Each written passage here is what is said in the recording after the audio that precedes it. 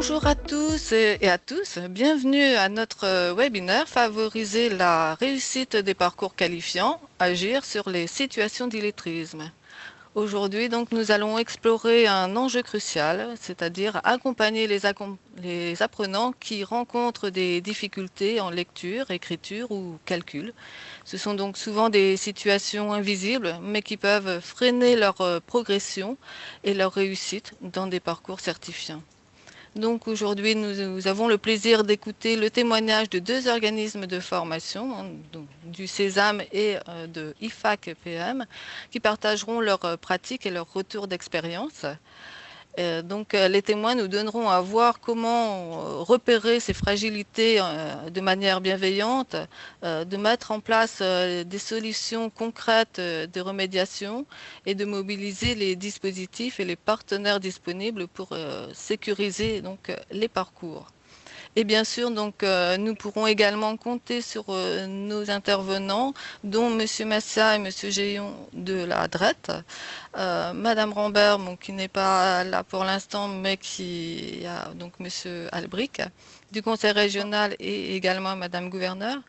Et puis donc de Monsieur Cyril Georges de l'Agence nationale de lutte contre l'illettrisme qui pourront donc répondre à toutes vos questions dans les temps qui vous seront appropriés. Bien, merci à tous de nous avoir rejoints aujourd'hui. Merci beaucoup. Et avant d'écouter nos témoins, je vous propose d'écouter nos financeurs. D'écouter nos financeurs qui ont quelques mots à vous donner, à vous dire, et puis aussi quelques indications à vous reformuler, à vous redonner pour mieux comprendre ce qu'est une situation d'illettrisme. Donc, je vais passer la parole à Monsieur Massia. C'est à vous. Bonjour à tous, merci. J'espère qu'on m'entend parce qu'il y avait comme un écho tout à l'heure. Ravi de vous retrouver pour ce webinaire sur les actions sur les situations d'illettrisme pour la réussite des parcours qualifiants. Donc c'est un enjeu important, la lutte contre l'illettrisme dans les parcours qualifiants, puisque vous savez que l'illettrisme touche encore aujourd'hui 2,5 millions de personnes en France, c'est à peu près 7% des adultes, la moitié sont en emploi. Ces personnes ont été scolarisées mais n'ont pas acquis une maîtrise suffisante des compétences de base en lecture, écriture et calcul pour être autonomes dans leur vie quotidienne et professionnelle. Et donc, dans le contexte des parcours qualifiants, c'est particulièrement préoccupant, puisque pour accéder utilement à une formation qualifiante, eh bien, les personnes sont supposées avoir la capacité de comprendre des consignes écrites, des référentiels, des supports pédagogiques. Ils sont censés également être en capacité de rédiger des documents simples, des rapports, des formulaires, remplir des formulaires, renseigner des évaluations, comprendre et transmettre des consignes écrites dans le cadre du travail. Et puis les personnes sont également censées utiliser de plus en plus des outils numériques qui reposent sur la maîtrise de la lecture et la compréhension. Sans l'acquisition de ces compétences de base, préalable donc à la formation qualifiante, il y a de fortes chances que la formation qualifiante qui est engagée se solde par des effets contre-productifs.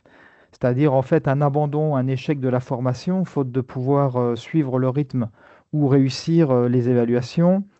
C'est également une fragilisation du projet d'insertion professionnelle. Donc si l'échec est avéré lors de ce processus de formation. Ça a également un impact sur la dégradation de l'image de soi et la réactivation des traumatismes de la spirale d'échec qui a pu être induite lors du parcours scolaire de la personne. Et donc, elle repart sur ses anciennes représentations quant à la formation. Donc, tout ça la met en posture d'échec et ne la favorise pas pour se projeter dans un processus d'amélioration. Donc, dans ce contexte, la sécurisation des parcours qualifiants, c'est vraiment un impératif collectif face à l'illettrisme, puisque nous avons en fait comme objectif, les financeurs et ceux qui sont les prestataires de ces formations et les apprenants, eh bien, notre objectif, c'est vraiment la réussite de l'apprenant, éviter les ruptures, lui garantir l'accès à la certification, à la qualification. C'est aussi valoriser les compétences et permettre à chacun de progresser, de s'épanouir. C'est aussi apporter une réponse aux entreprises qui ont des besoins, qui cherchent des salariés qualifiés, autonomes, et donc des ressources essentielles pour leur compétitivité. Et puis, c'est également, et ce n'est pas l'aspect moindre, la lutte contre les exclusions, puisque l'illettrisme, c'est un facteur majeur de précarité sociale et professionnelle. Aussi, les enjeux de repérage et de remédiation des situations d'illettrisme au sein des organismes de formation, ça représente des enjeux très importants.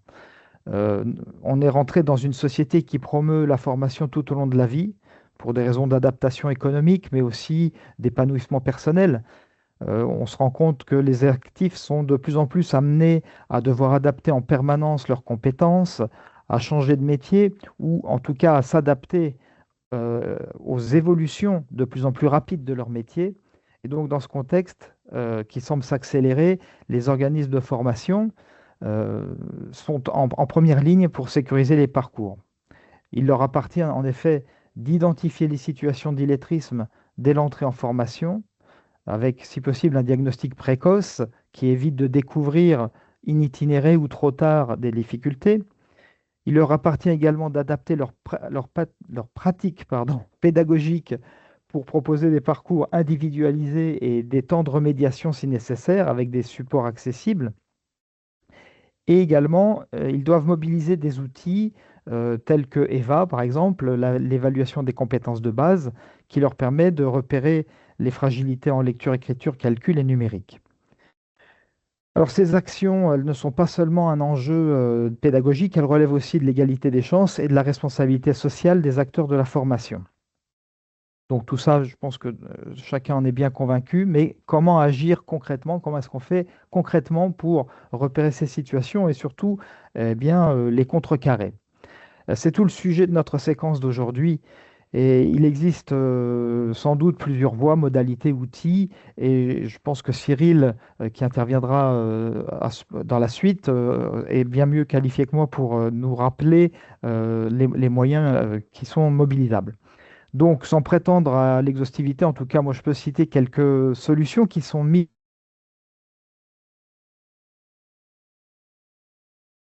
pratiquement les situations, et donc des organismes intègrent le diagnostic EVA dans leur procédure d'accueil. Deuxièmement, c'est accompagner les apprenants, c'est-à-dire prévoir des modules de remise à niveau ou des partenariats avec des structures spécialisées.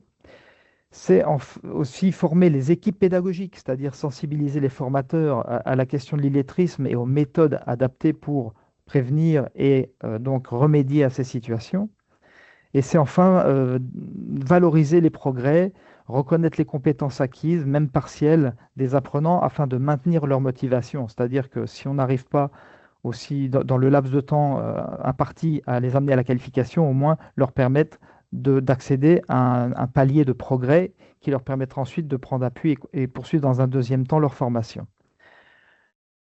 Alors, les mesures concrètes, eh bien, on va les voir ensemble, hein, puisqu'on a donc la région qui va nous présenter le dispositif de formation linguistique. Et puis, nous avons l'intervention de deux organismes qui ont eu la gentillesse de venir partager avec nous leur retour d'expérience. Et donc, nous allons pouvoir, grâce à cela, appréhender un petit peu mieux les options concrètes de remédiation à ces situations d'illettrisme. Voilà. Avant de passer la parole à Cyril, je voulais vraiment insister sur le fait que la lutte contre l'illettrisme, ça n'est pas une action périphérique dans le processus de formation, hein, d'un organisme de formation. C'est vraiment une condition essentielle pour garantir la réussite des parcours qualifiants. Voilà. Merci. Et je passe la parole à Cyril, du coup. Merci beaucoup, Philippe. Christine, tu veux refaire l'intervalle? Oui, donc tu peux y aller. Normalement, tu peux partager. Ok. Bonjour à tous et toutes. Moi, je suis ravi d'être avec vous aujourd'hui. C'est toujours un grand plaisir de venir parler à des collègues qui ont envie de faire des choses. Merci Philippe pour cet état des lieux et ces propos introductifs. Je compléterai ton propos sur l'outil EVA en disant que dorénavant, on est à la fois sur un outil de diagnostic, mais aussi sur un outil de positionnement dans une logique de test et retest avec deux modules dédiés à la littératie et à la numératie. Je pense que les collègues du Sésame et puis du CFA, du Pied de Montbéliard, l'évoqueront tout à l'heure. On a aussi la chance d'avoir la démarche pédagogique Duplex sur le volet du levier numérique qu'on va pouvoir continuer à déployer en 2025, puisque Amphore va à nouveau proposer une session de formation à destination des formateurs pour adultes et avec l'AFPA. Et pas mal d'entre vous pourraient être concernés par ce volet-là. On va pouvoir, avec le soutien des crédits de la DRETS sur le volet politique de la ville, déployer des sessions sur chacun des centres AFPA pour les aidants numériques qui sont au contact de ces publics-là. Donc voilà, en termes d'outillage, il y a effectivement une palette assez large dont vous allez pouvoir, les uns et les autres, vous emparer. Je sais que plusieurs d'entre vous derrière l'écran s'en sont déjà emparés. Christine m'a demandé en fait de vous faire un bref rappel de ce que sont les réalités des situations d'illettrisme en France, de façon à ce que ensuite, dans les différents éléments qu'on va aborder, on parle bien tous de la même chose. L'illettrisme, vous l'avez sous les yeux, on est bien exclusivement, et c'est les statistiques de l'INSEE partent sur cette définition-là, sur des publics dont la première scolarisation a été effectuée en France et qui, malgré cette scolarisation faite en France, ont perdu ou alors n'ont pas acquis suffisamment la maîtrise de trois grandes compétences de base historique, lecture, écriture, calcul, et on rajoute dorénavant une quatrième compétence, ces compétences numériques de base. Les situations en France d'illettrisme, malheureusement, sont beaucoup plus nombreuses qu'il n'y paraît. Cette petite diapo, c'est juste, beaucoup d'entre vous la connaissent. Pour celles et ceux qui ne la connaissent pas, c'est juste pour vous donner justement des moyens mnémotechniques simples pour différencier les situations d'illettrisme des situations de français langue étrangère ou d'analphabétisme. Vous avez en fait, quand vous accompagnez une personne en face de vous, vous avez deux questions à vous poser. La première, c'est est-ce que la personne a été scolarisée ou pas? Si la personne n'a jamais été scolarisée, c'est la colonne de droite, vous êtes sur des situations d'analphabétisme. En fait, il faut que la personne apprenne à apprendre. On est vraiment sur une médiation de premier niveau où notamment l'alphabet est à mobiliser et non, c'est pas de la remobilisation, c'est de la mise en dynamique d'apprentissage. Si la personne a déjà été scolarisée, deuxième question à vous poser, est-ce que la scolarisation a été effectuée en France ou pas? Quand la réponse est négative, c'est la colonne du centre. Vous êtes sur les publics FLE, français langue étrangère, FLI, français langue d'intégration, FLS, français langue seconde. En fait, vous avez en face de vous des gens qui, la plupart du temps, maîtrisent peu ou mal le français, parce que tout simplement, leur scolarisation a été faite dans leur langue de naissance. Et là, pour le coup, vous avez des publics très visibles, très demandeurs. Aucune difficulté à ce que ces publics arrivent en formation, parce que ça s'entend qu'ils maîtrisent mal le français et ils ont besoin d'apprendre, donc ils arrivent assez facilement sur les situations de formation quand elles existent. Et c'est uniquement sur la colonne de gauche, donc des publics qui ont été scolarisés et dont la première scolarisation a été effectuée en France, c'est là et uniquement là qu'on parlera d'illettrisme. Et ce que Philippe vous a partagé, c'est tout simplement que dans ces situations d'illettrisme, la plupart d'entre vous qui avez déjà été sensibilisés le savaient très bien, on a un certain nombre de freins à lever pour permettre à ces publics d'arriver à la formation. Il faut d'abord identifier, donc là on peut utiliser l'outil EVA sur le module de diagnostic, il faut que la personne arrive à vous en parler, donc là aussi avec le module de diagnostic et la mise en évidence des compétences transversales fortes, vous pouvez aborder les points positifs pour faciliter la prise de parole des personnes, et il faut ensuite donner envie à la personne d'accéder à la formation ou de rester en formation. C'est des paliers successifs. Et c'est là que les autres outils, et notamment la démarche pédagogique Duplex, le plan de professionnalisation d'Amphore sur le sujet de l'illettrisme, sont fondamentaux. Vous avez sous les yeux la définition de l'électronisme pour l'agence. On est sur la définition de gauche. Ça désigne la situation d'un adulte qui ne maîtrise pas les outils numériques pour faire trois choses. Accéder à l'information en ligne, traiter cette information en ligne et agir en autonomie dans la vie quotidienne. L'INSEE en France, pour l'instant, utilise une définition un peu plus élargie, où on vient, en plus des difficultés en lien avec les compétences, parler de difficultés aussi à l'accès. Ce qui veut dire que sur les statistiques électronisme qu'on a en France, vous avez un mélange entre les difficultés par compétence et par usage. Donc pour l'instant, on n'a pas réellement de définition stabilisée sur l'illectronisme. Par contre, sur l'illettrisme, on a une définition stabilisée avec un cadre de référence. Vous avez sous les yeux les 4 degrés d'illettrisme. Sur les statistiques que je vais vous partager, la réalité française des statistiques de l'illettrisme, on est sur les 2 premiers degrés de l'illettrisme. Degré 1, on est sur les situations les plus complexes, les personnes ont des repères structurants dans la vie quotidienne, mais on est très loin de l'accès à l'autonomie. Les stratégies d'évitement sur les degrés 1 d'illettrisme sont très souvent très fortes et des indices sont importants à connaître. Degré 2, on est sur des compétences de base un peu mieux maîtrisées, mais néanmoins très fragiles, et du coup, on est toujours sur une situation d'illettrisme avec du coup des compétences fonctionnelles pour la vie courante. Degré 3, dans les statistiques de l'INSEE, on sort de l'illettrisme, on est sur le début de sortie d'illettrisme, on va être sur les personnes en degré 3 d'illettrisme sur un niveau collège, pour être un peu caricatural. Et degré 4, on est sur la sortie d'illettrisme, où là, on a besoin simplement de conforter les compétences de base, de façon à lire, écrire et calculer au quotidien, utiliser le numérique au quotidien, pour ne pas redescendre sur un degré 3, degré 2 ou degré 1.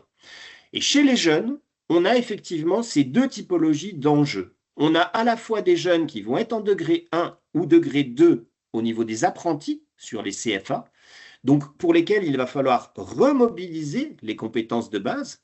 C'est là que la pédagogie du sens est fondamentale. Il faut prendre appui sur les besoins des jeunes pour remobiliser leurs compétences de base. Et sur les degrés 3, où on a aussi des fragilités importantes. Les statistiques en France, vous les connaissez, je pense, tous et toutes, on est sur 1 personne sur 10 qui est en forte difficulté avec au moins une des compétences de base, soit la lecture, soit l'écriture, soit le calcul. Vous voyez que sur la littératie, la définition historique de l'illettrisme, lecture-écriture, on est sur 4% de la population, là où sur l'innumérisme, les difficultés avec le calcul, on est sur 9%. Quand on cumule les 3 typologie de compétences de base, lecture ou écriture ou calcul, là on est sur 10%.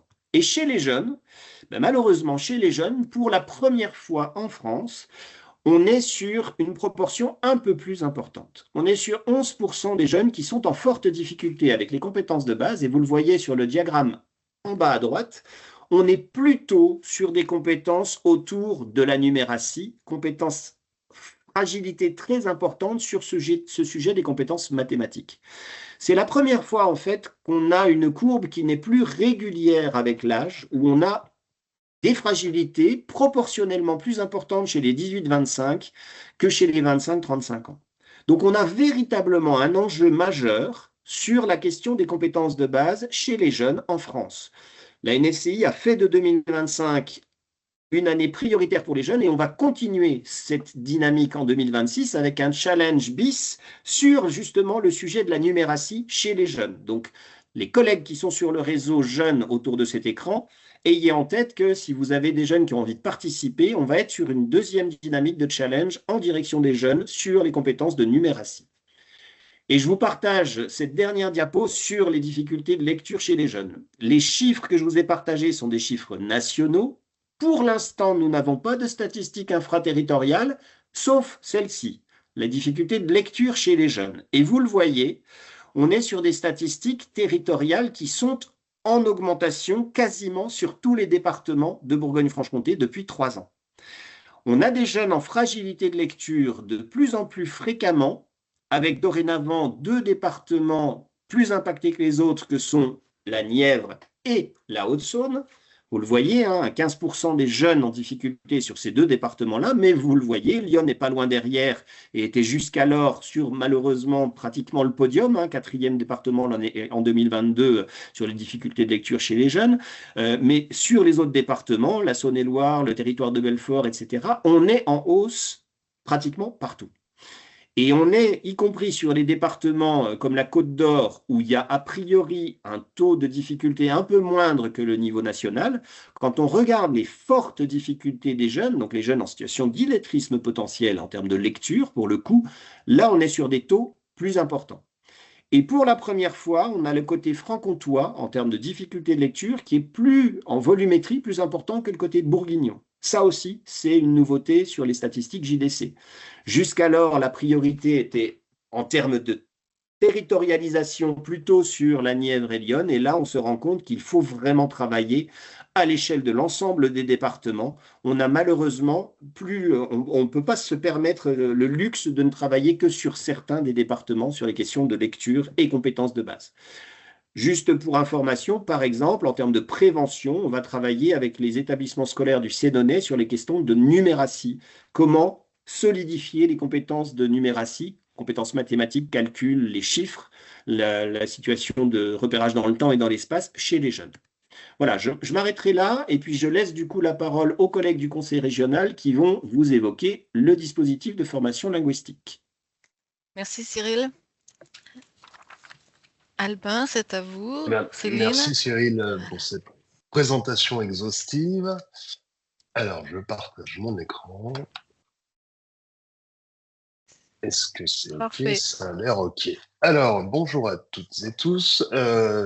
La région Bourgogne-Franche-Comté propose un dispositif de formation linguistique qui s'appelle le DFL et que vous connaissez peut-être sûrement. L'objectif de ce dispositif est vraiment de favoriser l'insertion professionnelle. C'est le cœur, entre autres, du service parcours vers la qualification. C'est de lever les freins que peuvent représenter les difficultés de maîtrise de la langue pour accéder ou à l'emploi ou à un dispositif de formation qualifiante. Donc, dans une optique d'insertion professionnelle, ce qui va être proposé aux personnes qui vont bénéficier de ce dispositif, c'est à la fois des travaux sur les savoirs de base, donc tout ce qui va être les compétences qu'on va chercher à redévelopper chez les personnes relevant de ce dispositif, de lutte contre l'illettrisme, et évidemment dans une optique professionnalisante, c'est-à-dire que ça va être travaillé en lien avec des situations concrètes que les personnes pourront retrouver dans différents métiers au sein des compétences transférables, quelle que soit la voie qui va être prise par les personnes derrière, que ce soit la formation ou l'emploi, l'objectif est vraiment de pouvoir répondre à des situations de la vie courante et de la vie professionnelle derrière. Un lien fort existe avec les organismes de formation du plan régional de formation, car il sera nécessaire de prendre en charge ces personnes, pour certaines, qui ne peuvent pas accéder directement à l'emploi, via des formations qualifiantes. Donc une passerelle existe qui s'appelle le DAC, donc le dispositif d'accès à la qualification, et qui permet petit à petit de faire monter les personnes en compétences vers des formations certifiantes. Et enfin, un axe emploi-entreprise, parce qu'une proportion de personnes retournera directement en emploi ou atteindra l'emploi directement après la levée des freins linguistiques. Donc, ce dispositif concerne toutes les personnes de plus de 16 ans, comme la présentation de Cyril l'évoquait, donc sorties du système scolaire, et qui relèvent de cette situation. Donc, la maîtrise du français va vraiment être nécessairement positionnée dès l'entrée du stagiaire, et en fonction des différents niveaux de maîtrise de la langue, un parcours personnalisé, un parcours individualisé lui sera proposé. Le dispositif concerne à la fois les personnes relevant de situations d'illettrisme, mais aussi d'analphabétisme, comme ça a pu être le cas dans la diapositive de la NLCI concernant le passage à l'école ou pas. Pour que les personnes puissent intégrer le dispositif, il faut que des prescriptions soient réalisées, donc à travers les prescripteurs habituels que nous connaissons tous, donc France Travail, les missions locales, les conseils départementaux, Cap Emploi, qui prescrivent un parcours. Et en fonction de ce parcours, l'organisme de formation va prendre en charge cette montée en compétences. On peut avoir aussi des gens qui se présentent de manière spontanée et qui vont bénéficier de ce parcours via, bien sûr, l'orientation du prescripteur. En fait, toutes les personnes qui en nécessiteraient l'accès au dispositif passeront par la prescription. Après, c'est un jeu vertueux, un jeu entre guillemets vertueux de positionnement d'évaluation et de renforcement en formation. Toujours dans une optique qui va être pratique, c'est-à-dire que les situations qui vont être abordées ne vont pas être des situations d'études purement scolaires, on va dire, mais vraiment des cas pratiques et des cas concrets pour permettre aux personnes de mettre en perspective les apprentissages au cours de la formation et de pouvoir se projeter dans une meilleure compréhension de la langue et une meilleure technicité, on va dire, une meilleure compréhension globale. Oui, Albin, si je peux me permettre d'intervenir, en fait, je voulais juste préciser que la prescription, en fait, n'est pas obligatoire, hein. Soit il y a les prescriptions par les prescripteurs habituels, soit une orientation par d'autres structures, associations, organismes de formation, communes, services sociaux ou autres, et candidature spontanée, hein. En revanche, le parcours, lorsque le stagiaire est positionné et veut entrer en formation, il doit y avoir son parcours qui doit être validé par son conseiller en évolution professionnelle avant d'entrer en formation. Voilà. Merci Céline pour cette précision importante. En plus de ce dispositif donc de lutte, de renforcement de l'insertion professionnelle et de facilitation au niveau linguistique, le DFL propose, les organismes surtout qui animent le DFL sur les territoires, proposent des certifications. Ces certifications ne sont pas obligatoires, mais permettent aux stagiaires qui pourraient les atteindre ou les valider, de compléter et d'enrichir leur cursus. Donc on a des certifications de niveau général, comme le CLEA que vous connaissez, le CFG, des certificats comme Voltaire spécialisés sur la langue, des certifications numériques, puisque le CLEA depuis longtemps a développé un CLEA numérique qui permet là aussi d'attester de compétences reconnues par les entreprises en termes de facilité, on va dire, numérique. Et enfin, des certifications spécifiques en langue à destination des publics relevant de l'action langue étrangère. Voilà. Donc, l'ensemble de ces certifications sont proposées aux stagiaires, mais il n'y a pas d'obligation pour les personnes qui suivent le dispositif à les valider. Au moment du positionnement de l'entrée des stagiaires en formation, un premier état de leurs compétences est fait, comme l'évoquait Cyril, sur tout ce qui est acquis et tout ce qui reste éventuellement à acquérir. Et le dispositif s'efforce de vérifier qu'un niveau ait été obtenu ou atteint par les stagiaires, un niveau supplémentaire. C'est-à-dire que les personnes qui vont rentrer, par exemple, en étant positionnées sur le critère numéro 1 d'illettrisme du tableau de référence, devront dans l'idéal, sortir avec un niveau 2. Et cette mesure doit se faire, cette évolution de niveau doit se faire pour 75% des participants. C'est tel que la commande, on va dire, a été proposée et passée.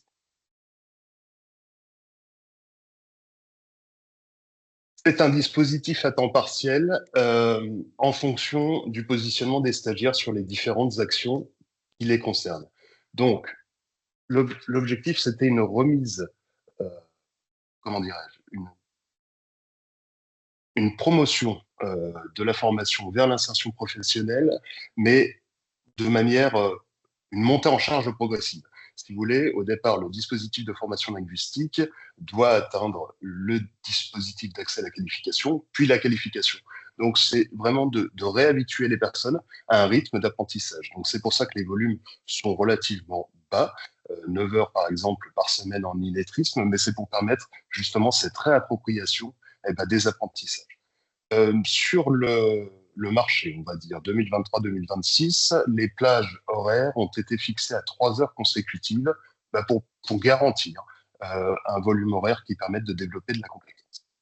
Donc 18 heures par semaine en français langue étrangère. Et pour les salariés, le dispositif est positionné sur 6 heures par semaine.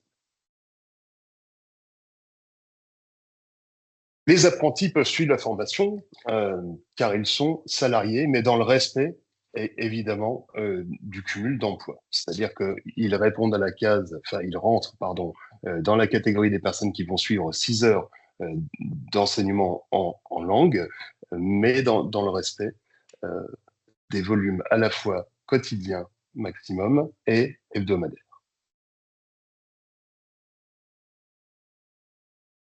Le dispositif de formation linguistique, c'est un marché annuel.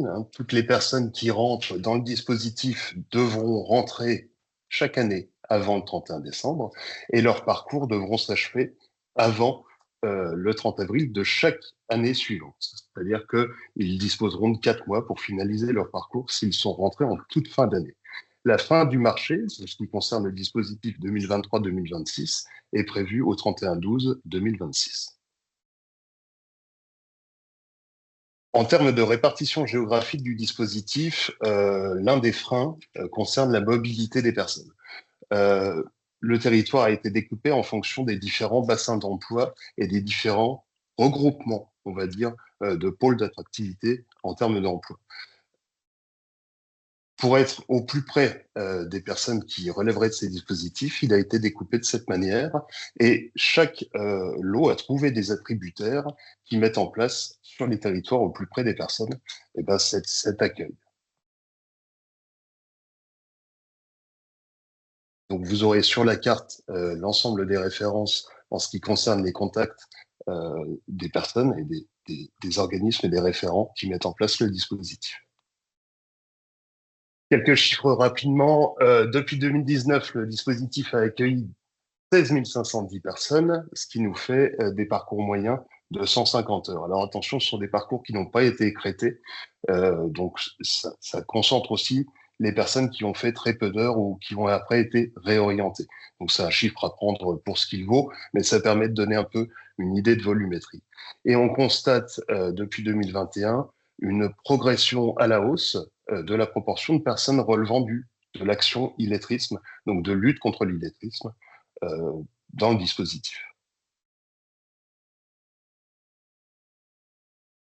Vous avez des contacts régionaux au sein de la région Bourgogne-Franche-Comté pour ce qui concerne ce dispositif, donc à la fois le suivi global du dispositif, mais aussi nos collègues chargés d'animation territoriale sur chacun des territoires qui peuvent prendre le relais pour des mises en œuvre. Et je vais laisser la parole au Sésame pour la mise en œuvre précise. Bien, merci beaucoup pour ces précisions d'information. Donc effectivement, avant de donner la parole à nos témoins, vous avez la possibilité d'utiliser le chat pour poser les questions. Mais après chaque témoignage, il y aura un temps d'échange où justement vous pourrez prendre la parole et puis poser toutes vos questions nécessaires. Merci à tous. Eh bien, donc je vais demander à Fabienne et Cécile de bien vouloir partager leur écran pour nous présenter leur retour d'expérience là-dessus.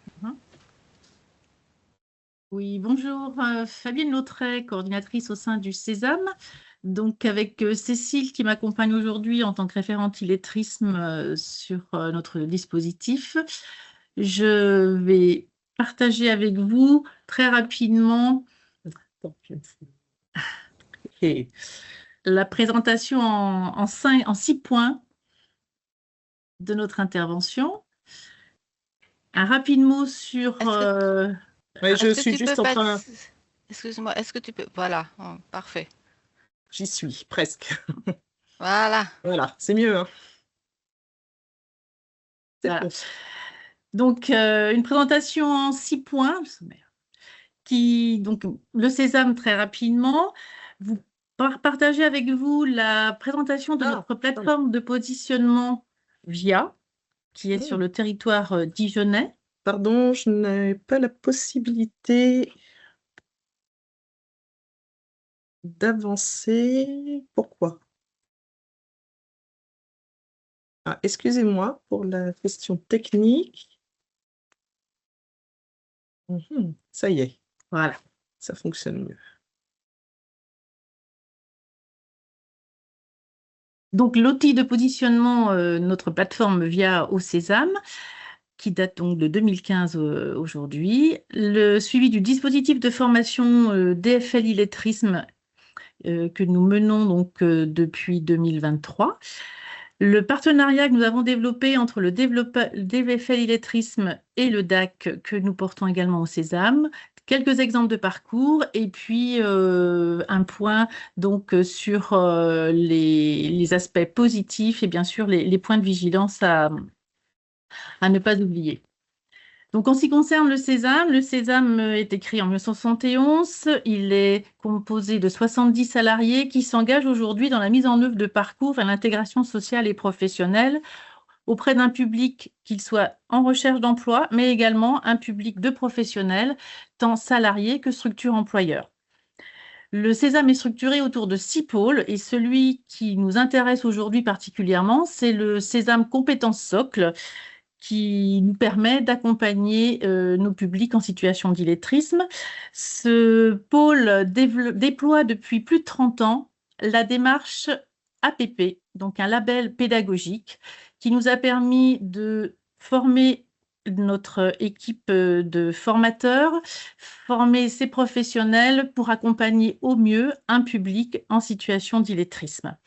Nous pouvons aussi proposer dans le cadre de ce label des certifications CLEA, CLEA numérique, également PIX. Et donc, c'est aujourd'hui complété avec tout le champ de profession d'Amphore qui nous permet d'avoir cette équipe experte auprès de ce public.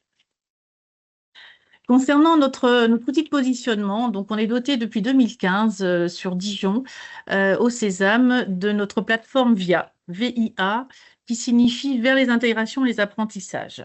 Donc, c'est une plateforme qui permet d'accueillir du public, le positionner et bien sûr l'orienter sur l'offre du territoire. Toute personne qui présente des freins avec la maîtrise du français, mais également, comme l'a indiqué tout à l'heure Cyril, avec des freins numériques. Nous sommes en capacité de réaliser ces positionnements dans nos murs, mais également à l'extérieur en fonction des demandes, chez des professionnels, dans des entreprises, nous nous déplaçons et nous pouvons effectivement là réaliser des positionnements de salariés. Pour organiser l'ensemble de ces diagnostics, nous avons une équipe sur cette plateforme, donc moi-même pour la coordination, mais nous sommes assistés d'une pilote linguistique VIA qui est en charge de toute la cartographie de ce qui existe sur le territoire, parce que pour pouvoir orienter une personne sur n'importe quel dispositif, il faut veiller à une bonne connaissance de l'ensemble des offres. Une référente DFL illettrisme alpha francophone, donc Cécile, qui est avec moi ce matin. Une équipe de formateurs en charge donc de l'accueil de ce public sur cette plateforme, accueil, positionnement et orientation. Et une assistante qui permet donc les rendez-vous, les retours aux orienteurs et prescripteurs. Voilà donc rapidement sur cette plateforme VIA et je laisse la parole à Cécile qui va vous indiquer comment elle procède sur ce volet positionnement. Oui, donc bonjour, Cécile Tordella, formatrice et référente illettrisme au Sésame. Alors, sur la plateforme VIA, on est vraiment sur la capacité à accueillir un public qui nous a été prescrit. On accueille, on positionne et on oriente.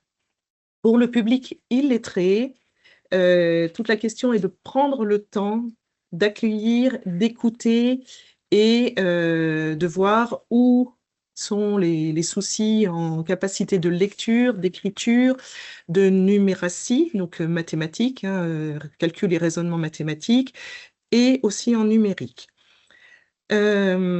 J'insiste, avant de passer sur les tests, j'insiste vraiment sur l'importance de rassurer les personnes, de dédramatiser et d'aborder la question des difficultés, effectivement avec bienveillance et puis avec écoute. Ensuite, on propose un test. Alors, selon la personne, selon déjà ses capacités à utiliser la souris et le clavier, si elle est en capacité d'utiliser la souris et le clavier, on peut proposer un diagnostic EVA ou un test initial en littératie. C'est ce que vous voyez à droite. Si la personne n'est pas à l'aise ou n'a pas envie, on reste sur un positionnement papier qui se fait au cours de la discussion. Par rapport à EVA, l'avantage d'EVA, c'est que les résultats sont publiés à la fin, c'est tangible, on voit si la personne a quel niveau, quel degré, je reviendrai sur les degrés, elle a obtenu en compréhension écrite et en écriture pour le positionnement initial. Mais quand on fait un positionnement, il faut vraiment prendre conscience qu'on a besoin d'un temps d'accueil qui peut durer 20-30 minutes pour rassurer les personnes. Ensuite, le temps de positionnement, il va prendre entre 30 minutes et 1 heure selon les personnes, et surtout un temps de retour. Sur le temps de retour, il est très important de discuter, de montrer, de valoriser les compétences, mais on peut être confronté à, si par exemple on repère une situation d'illettrisme et que la personne avait dans son idée un projet de formation, elle peut être dans le déni. Et nous avons eu un témoignage hier, elle peut être extrêmement frustrée puisque son projet, c'était d'entrer dans une formation qualifiante ou pour nous sur le DAC. Donc là, il est vraiment très important de prendre le temps de discuter. Voilà. Donc sur Dijon, on a mis en place un repérage lors des séminaires en amont du DAC. Pour éviter effectivement que des personnes partent sur une formation où ça serait trop compliqué pour elles. J'y reviendrai plus tard sur les parcours. Fabienne disait, on peut faire les positionnements, l'accueil et les positionnements soit au Sésame, soit hors les murs. On peut aussi, pour des salariés, on peut aussi proposer donc, des passations collectives, mais la passation en elle-même, c'est une chose. L'importance, vraiment, pour nous, c'est de prendre le temps du retour, prendre le temps de la discussion avec la personne.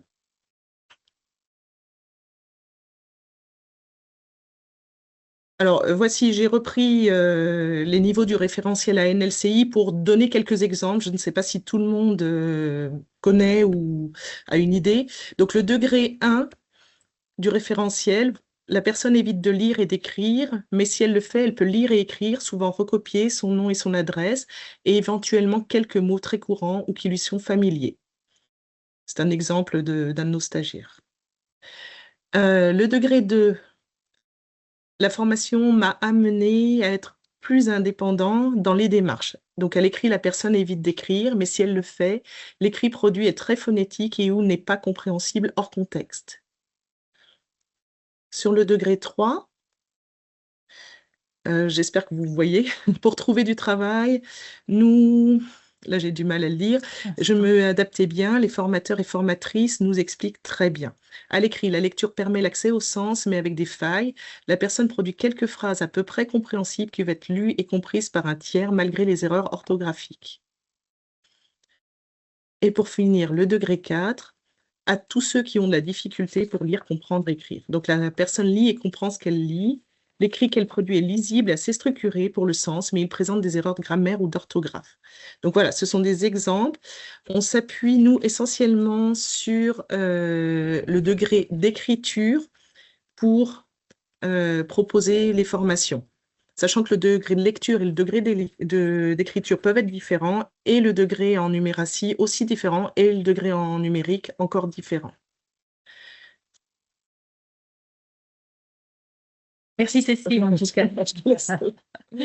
Donc effectivement, au Sésame, nous mettons en œuvre le dispositif de formation linguistique sur le volet illettrisme. Donc je ne vais pas revenir puisque vous avez été présenté par la région précédemment. Je vais juste vous parler du volet des ressources humaines qui demande vraiment une professionnalisation et une équipe très fournie. Puisque nous nous entourons pour accompagner 51 personnes cette année d'une référente de parcours qui reçoit de manière régulière les stagiaires pour lever les freins, que ce soit de la mobilité, que ce soit des freins de garde d'enfants, de respect des horaires. Voilà, on a aussi une dizaine de formateurs et formatrices spécialisés sur le volet littératie, numératie, numérique, comme évoqué tout à l'heure, et surtout les compétences transversales que nous déployons donc dans le cadre du socle. Ces parcours sont individualisés et sont vraiment adaptés avec des temps collectifs et des temps en individuel. Nous avons une collègue qui est en charge des partenariats, parce que accompagner un public en situation d'illettrisme, c'est non seulement l'apprentissage, mais c'est aussi se projeter plus tard sur la vie active. Et donc, nous menons avec cette collègue des temps en entreprise, dans soit des chantiers d'insertion, des entreprises d'insertion, ou également sur des entreprises de droit commun. Nous avons pour le volet Assistana 3 collègues. Une référente, Cécile, qui suit les stagiaires du positionnement et pendant le parcours.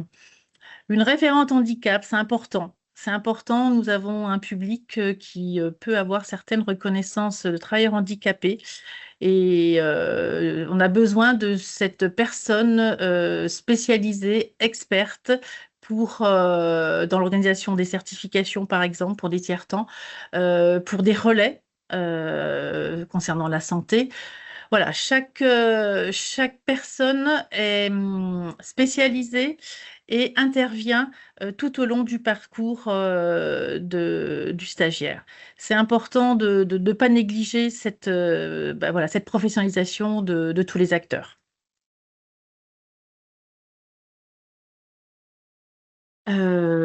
Je ne sais pas, du coup, c'est peut-être redondant avec la présentation qui a été faite tout à l'heure concernant le public prioritaire sur le DFL. On va peut-être passer très rapidement. Et je vais laisser je redonne la parole à Cécile sur l'individualisation des parcours. Oui, alors, par rapport à la formation et au contenu de formation, nous, ce que nous proposons, nous avons 3 groupes sur Dijon.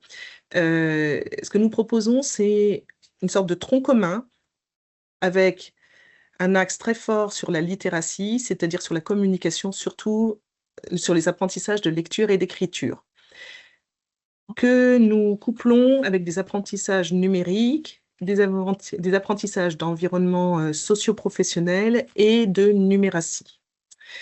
Sachant que je suis formatrice, par exemple, en français, en littératie. On travaille énormément la lecture et l'écriture, mais ça n'empêche pas, à l'intérieur d'une séance littératie, d'utiliser le numérique ou d'utiliser la numératie ou d'aborder des questions d'environnement socio-professionnel. Pour exemple, un exemple tout simple, la question une de nos questions quand les stagiaires arrivent en formation, c'est on leur demande d'être à l'heure, d'être assidus, de prévenir s'ils sont absents. Et comme nous avons souvent des personnes qui n'ont pas forcément eu un emploi dans les derniers mois, qui n'ont pas forcément été scolarisées dans les derniers mois, le retour à la formation est compliqué. Donc, on peut partir sur 9 heures au début, puis augmenter progressivement les horaires. Et nous travaillons avec eux la question de la ponctualité. Souvent, les personnes, pas toutes, ça dépend, peuvent avoir 1, 2, 3, 4 minutes de retard, 5 minutes, 10 minutes. Bon, donc, dans les apprentissages, eh bien, on va prendre un ordinateur, on va prendre le téléphone, on va installer l'application Divia puisqu'on est sur Dijon, et puis aller chercher. Et ça, c'est toujours du français puisque de la communication écrite, puisqu'il faut écrire une adresse de départ, une adresse de retour. On va aller chercher les trajets, on va aller chercher les horaires, on va être sur du numérique, on va être sur de la numératie. Et puis, on va travailler tout le rétro-planning. Comment on fait pour arriver à, par exemple, 13h30. Donc, les apprentissages, la plupart des apprentissages, c'est un exemple parmi d'autres, mais vraiment toutes nos séances sont construites comme ça. On ne dit pas vraiment des cours d'ailleurs, on dit plutôt qu'on est dans des ateliers de numérique, des ateliers de littératie. L'idée, c'est vraiment de faire aux stagiaires et d'utiliser toutes les situations concrètes de leur vie ou de leurs besoins pour leur projet professionnel. Tout ce qui peut être utilisé, on l'utilise dans nos séances pour pouvoir concrétiser les apprentissages et avoir une progression. À côté de ça, à côté de ce tronc commun, On propose des ateliers complémentaires qui ne sont pas, enfin, la personne n'y va que si elle le souhaite, hein. Par exemple, donc des rendez-vous de certification apprenant agile, parce que la question, enfin, la certification apprenant agile, c'est vraiment de revaloriser la personne, la revaloriser dans ses compétences, montrer ses compétences, montrer ses réussites. D'ailleurs, toute l'équipe maintenant prépare les ateliers apprenant agile en discutant tous les jours, à chaque séance, de quelles sont vos réussites. Ça peut être les réussites dans la formation, mais ça peut être aussi des réussites en dehors, dans la vie privée, et on les met en lien avec des compétences. Pour ceux qui veulent travailler le code de la route, on a un atelier, et comme on intègre donc à la fois des personnes qui sont illettrées françaises, mais aussi illettrées francophones, on propose des préparations au DCL-FP pour les personnes d'origine étrangère. Voilà, on est un petit groupe aussi, des groupes donc de 8-10 personnes maximum, ce qui permet vraiment d'individualiser les apprentissages. Par exemple, hier, un stagiaire est venu témoigner donc, à notre copile et il disait ce qu'il avait apprécié. C'était que si certains ont un niveau un peu supérieur dans un domaine, ils vont travailler en autonomie pendant que le formateur va venir prendre le temps d'expliquer autrement, d'essayer jusqu'à ce que la personne soit en capacité de réussir son apprentissage. Les petits groupes, ça permet aussi l'entraide, l'individualisation et surtout donc d'avoir des travaux pratiques sur les différents domaines, de ne pas être uniquement en apprentissage. On ne propose pas une leçon, un exercice. Vraiment, on travaille toujours sur des apprentissages contextualisés, sur des documents authentiques et sur le faire. C'est vraiment la chose la plus importante. Quoi d'autre? Et on travaille aussi la notion d'apprendre à apprendre par de la réflexivité. C'est-à-dire que quand les stagiaires ont abordé un domaine, un exercice, derrière, OK, comment vous avez fait pour apprendre, comment vous avez fait pour réussir, et on essaye vraiment de travailler cette capacité à apprendre plus tard. À côté de ça, on propose plein de rencontres, des ateliers donc pour développer l'autonomie. Donc, je passerai rapidement à plein de partenariats donc, avec la région qui a proposé un forum Explore les métiers, avec la métropole de Dijon, avec l'assurance maladie, avec Solidarité Femmes, avec Territoire Zéro Non-Recours, avec les conseillers numériques qu'on a au Sésame, avec la bibliothèque et l'APP qui est dans nos murs, et le coop qui est un tiers-lieu géré par le Sésame. Tout partenariat est le bienvenu à partir du moment où ça peut permettre aux stagiaires de développer sa confiance en soi, son autonomie et de pouvoir régler des difficultés. Et je repasse la main à Fabienne pour la suite. Donc, le public accueilli sur le volet illettrisme a la possibilité de travailler ensuite à un projet professionnel. Et donc là, c'est dans ce cadre-là que nous proposons aux personnes intéressées une présentation du dispositif d'accompagnement à la qualification en fin de parcours, et uniquement pour ceux qui sont intéressés. Donc aujourd'hui, on a ce recul qui nous permet donc d'avoir des exemples de parcours avec repérage et sans repérage. On en a eu un hier qui est venu donc lors de notre comité de pilotage, un jeune qui a été repéré lors du séminaire d'accueil du dispositif d'accompagnement à la qualification. La personne lui a demandé de vérifier ses prérequis, en français notamment, avant de pouvoir entrer sur le DAC. Donc, cette personne nous a expliqué avoir été relativement frustrée au départ de ne pas pouvoir aboutir et d'intégrer le DAC qui était prévu avec son orienteur. Et donc, un petit peu une machine arrière. Aujourd'hui, il en comprend la nécessité, mais au moment où ça lui a été proposé, voilà, la personne était très frustrée. Donc là, on a pu travailler avec lui puisque nous avons une référente de parcours sur le DFL Illettriste qui a repris la main, qui l'a accompagné. Cécile effectivement lui a fait ses retours de ses positionnements. Et là, nous avons pu lui apporter une solution pendant 3 mois sur le DFL illettrisme.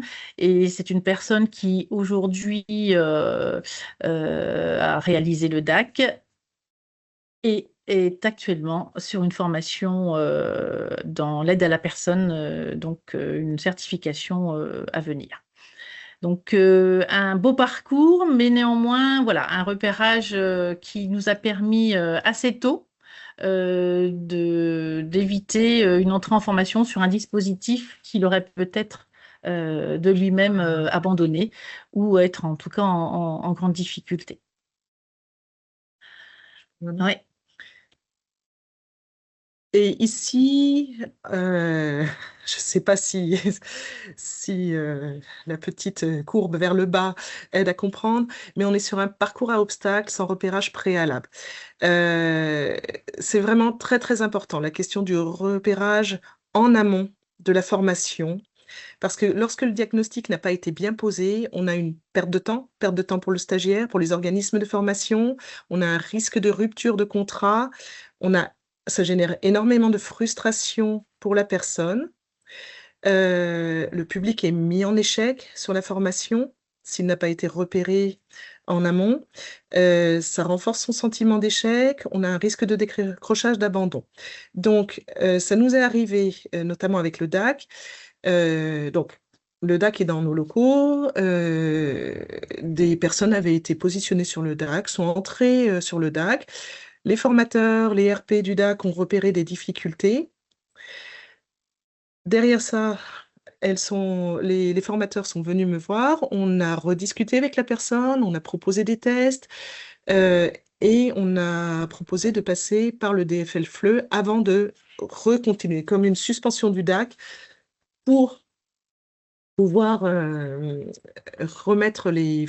pour pouvoir progresser sur les savoirs de base, pour être ensuite en capacité de suivre sur le DAC et d'aller vers son projet professionnel. Ce moment-là est très, très, très compliqué parce que les personnes sont sur un dispositif à 30 heures par semaine. On commençait à avoir des relations avec d'autres stagiaires, s'y sentent bien et en même temps sont en difficulté. Passer sur un DFL illettrisme qui est à temps partiel, ça veut dire perdre en rémunération. On passe de 30h50, enfin 30h30, à 15, 16, 17, ça dépend des groupes, 18 heures.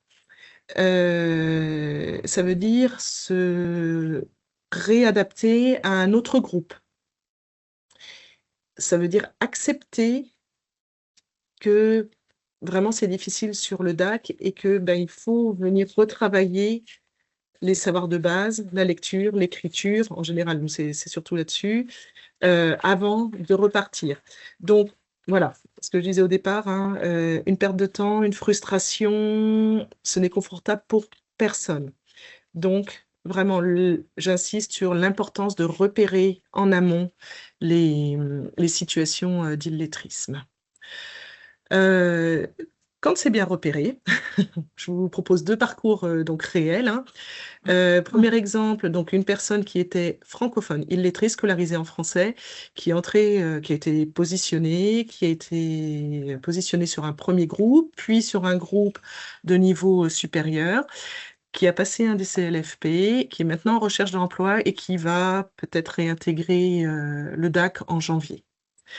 Et l'autre personne, donc c'est la personne dont on parlait avant, un stagiaire qui a été repéré sur le séminaire en amont du DAC, à qui on a proposé des tests, qui est entré sur le DFL illettrisme, qui ensuite a intégré le DAC et qui est maintenant en formation ASAP et qui nous explique qu'au début, il a eu du mal à comprendre pourquoi on lui proposait le DFL, mais qu'il apprécie quand même parce que de lui-même, il disait, avant, je n'aurais pas été capable de toute façon de tenir sur 30 heures par semaine.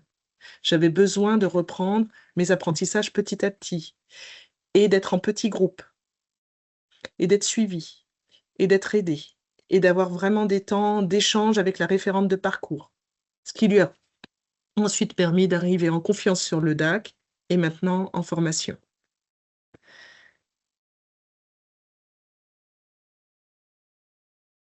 Donc voilà, donc cette expérience, ce vécu nous permet de partager avec vous les points forts et puis les points de vigilance que nous allons vous évoquer. Donc l'importance de ce repérage de la situation d'illettrisme en amont, que ce soit d'une formation qualifiante, d'un dispositif comme le DAC, pour éviter tout sentiment de frustration et d'échec pour la personne. De ne pas négliger les acteurs formateurs, CIP, référents handicap, enfin cette équipe à professionnaliser. Et donc, merci à Amphore, en tout cas, sur certaines thématiques qui sont proposées. Voilà, c'est vraiment s'entourer d'une équipe qui va devenir experte sur ce volet illettrisme. C'est important.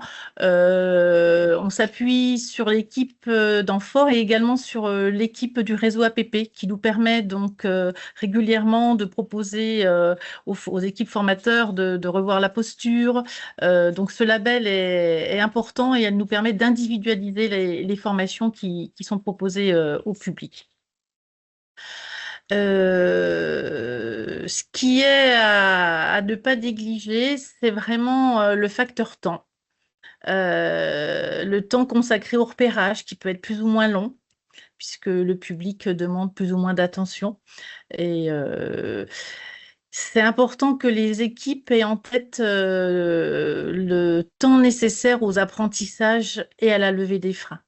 On a des effets de stop and go. Voilà, ça va bien pendant une période et puis à un moment donné, on ne comprend pas, pof, ça s'arrête, la personne s'absente. Donc voilà, c'est du temps pour ça. Et puis, c'est vraiment, enfin, je reviens, mais ce besoin de reprendre confiance et d'accompagner au mieux les équipes qui entourent ce public. Cette notion de temps est importante et on la maîtrise très peu. Voilà, j'espère que cette présentation vous a donné en tout cas des éléments concrets sur notre expérience depuis plusieurs années maintenant auprès de ce public. Merci beaucoup, Fabienne. Merci, Cécile.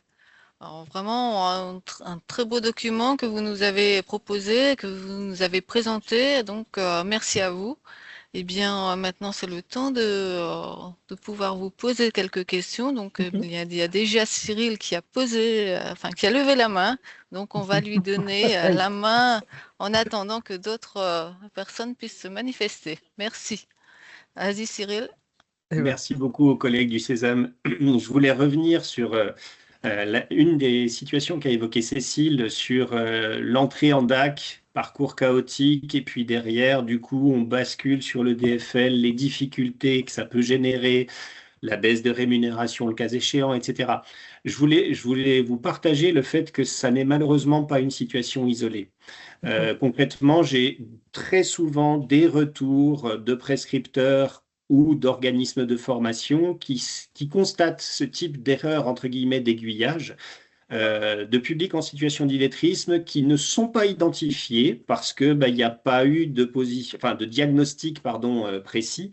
Et du coup, un prescripteur, dans toute la bonne volonté qui est la sienne, qui bascule la personne sur le DAC parce que le souhait exprimé est celui-ci.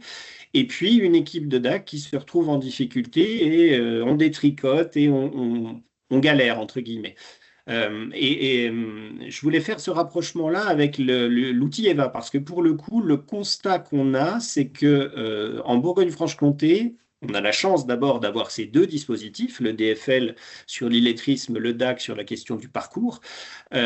Et force est de constater que de plus en plus d'organismes de formation du DAC utilisent les modules de diagnostic d'EVA, ce qui va permettre justement d'éviter ces erreurs d'aiguillage-là.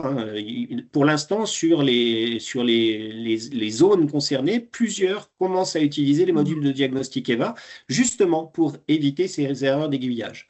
Là où, force est de constater, et c'est très logique, les organismes de formation titulaires du DFL, eux, vont utiliser les modules de positionnement dans une logique de test et retest et de mesure de l'évolution des compétences de base. Donc, je tenais à illustrer ce propos-là par y compris des changements de pratiques professionnelles chez les formateurs en fonction des marchés dont ils sont titulaires. C'est des choses qui commencent à s'ancrer, on va dire, à l'échelle des territoires et qu'il me semble intéressant de partager. Et puis, dans la question de la montée en compétences des équipes, au-delà de la question de l'outillage, je voulais vous partager aussi des expérimentations qui peuvent être faites sur certains réseaux. Je pense au CFA agricole public, je pense à certains CFA où les choses commencent à monter en compétences. Merci beaucoup à Amphore pour cette professionnalisation des acteurs, parce que on avait aussi besoin de remettre en place de la formation de formateurs, justement pour pouvoir renforcer ces dynamiques de parcours et éviter ces cassures et ces stop and go. Donc, merci beaucoup aux collègues du Sésame, et puis je vais laisser la place aux questions. Merci Cyril. Donc en fait, effectivement, il y avait une personne qui disait que sur Rodol aussi, nous avons eu des entrées sur le DFL après l'entrée sur le DAC. Donc effectivement, c'est quelque chose à revoir. Donc j'ai une question effectivement dans le chat, mais je vais laisser la parole peut-être à Cécile avant. Oui, alors je vais répondre en fait aux deux. J'avais vu la question du chat aussi. Pour rebondir, donc depuis mars, on a énormément travaillé avec les collègues, les référentes parcours CIP du DAC qui proposent le séminaire, ce qui fait que tous les mardis, lorsqu'il y a un séminaire, elles sont elles aussi maintenant formées à la détection d'une situation d'illettrisme et elles observent en fait les comportements en groupe, en individuel pendant la matinée. Et il y a une proposition de petite rédaction autour du projet des personnes et on se voit nous en fin de matinée le mardi, ce qui nous permet effectivement assez rapidement de vérifier, enfin de se dire tiens, là, il y a peut-être bien une situation d'illettrisme. On va proposer le test, on va voir. Et honnêtement, à 100%, on a eu raison. On sait pas. Et nous n'avons pas eu de retour du DAC là depuis mars. C'était une situation qu'on avait avant, maintenant on ne l'a plus. Et alors, par rapport à la question, elle est remontée. Christine, oui, alors, tu veux bien nous la relire? Oui, donc, la question du temps. Vous insistez sur le facteur temps. Mais comment faire comprendre cela à une personne en grande précarité souhaitant avoir une certification pour entrer rapidement en emploi? On a ce souci, hein, très clairement. Alors, oui, on peut faire l'évaluation, on peut montrer à la personne. Alors, là, Eva est très, très utile parce qu'effectivement, si on utilise Eva, on voit, la personne voit qu'elle est en difficulté et que ça risque d'être le cas dans sa préparation en certification. La discussion n'est pas simple. Parfois, il y a des allers-retours, c'est-à-dire que la personne va dire non, moi je veux quand même entrer en formation, va aller passer des tests, je sais pas, auprès de la RIC BTP, auprès de voilà, et ne pas réussir, va revoir son conseiller France Travail ou la mission locale et va revenir vers nous. Ça peut prendre du temps. Il faut être disponible. Voilà. On s'appuie aussi avec le référent de parcours. Oui, donc c'est l'équipe de formateurs et le référent de parcours qui, en binôme, essaye d'accompagner et de faire comprendre ce message. Mais c'est vrai que c'est pas simple. C'est pas simple.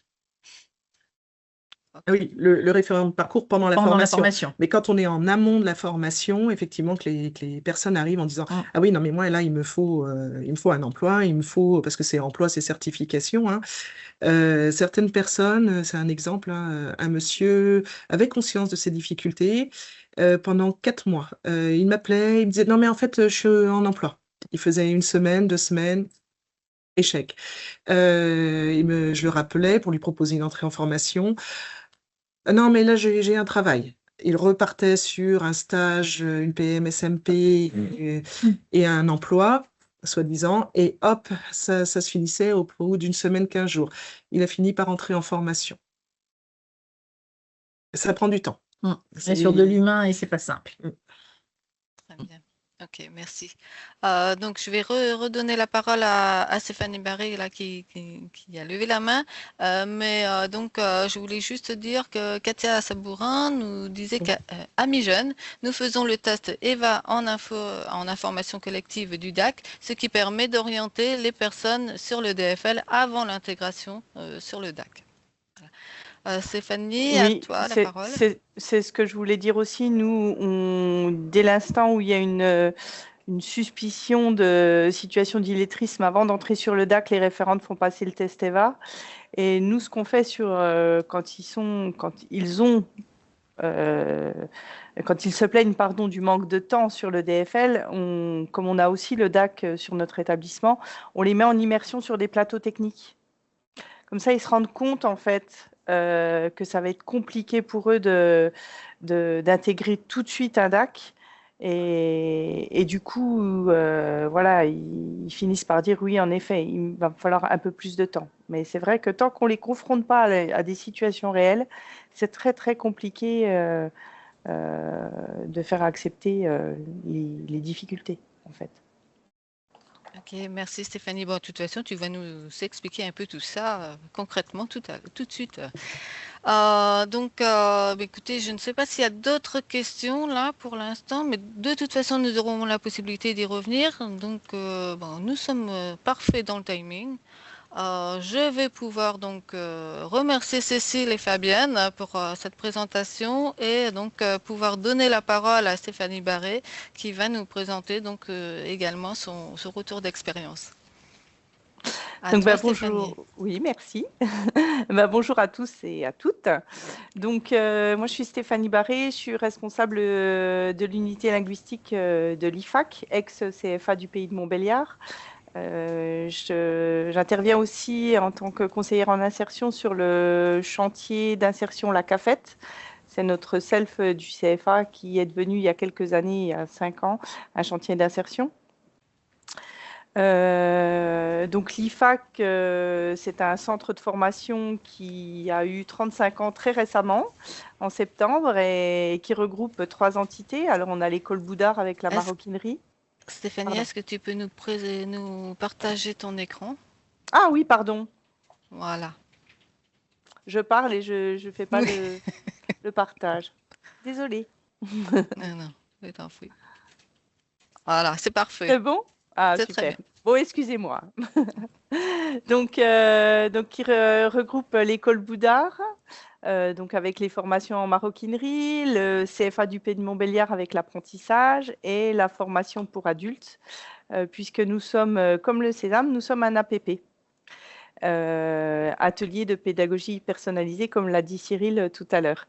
Nous formons du CAP au BTS dans divers domaines, l'alimentation, la restauration, la coiffure, la vente.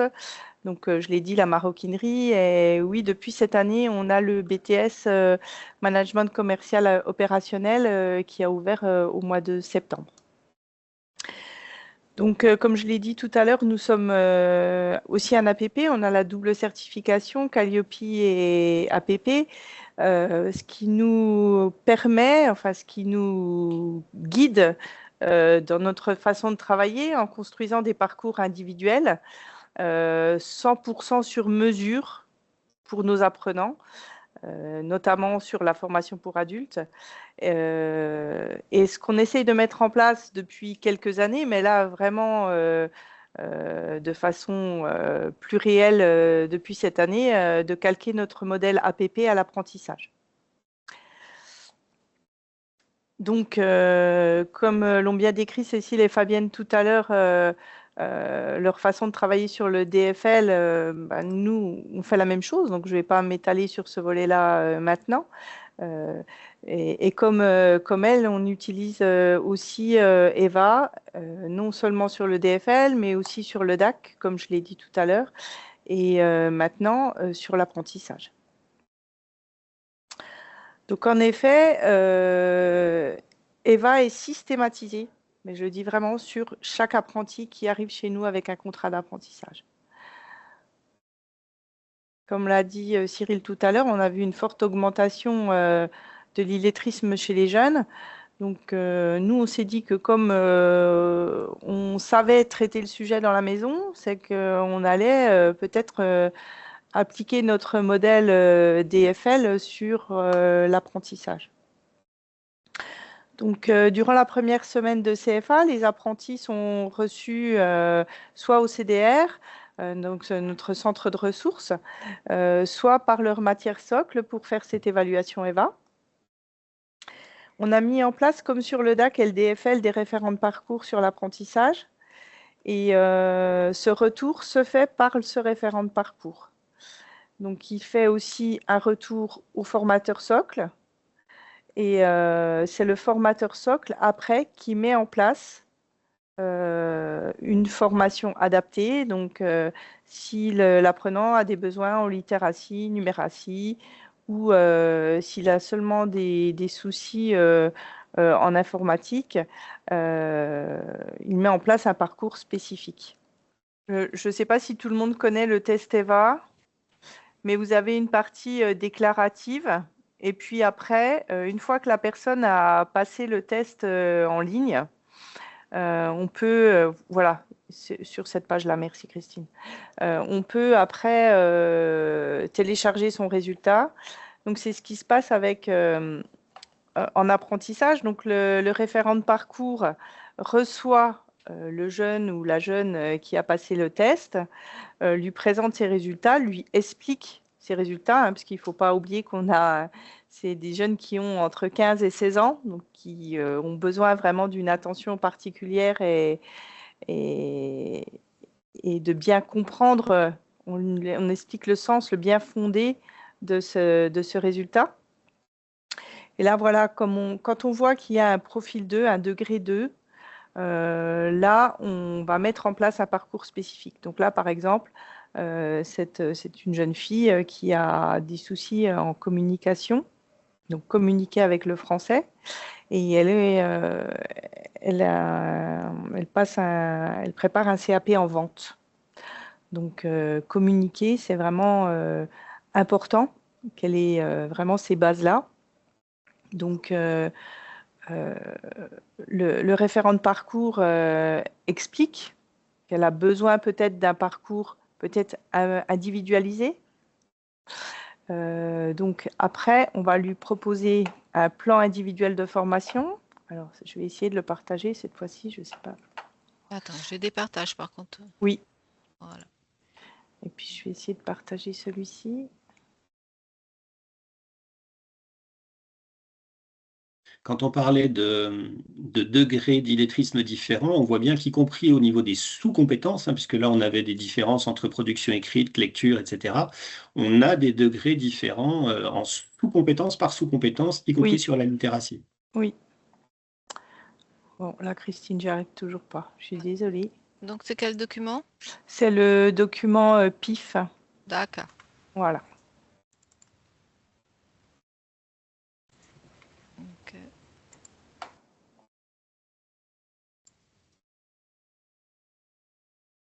C'est bon, là? Oui, super. Okay.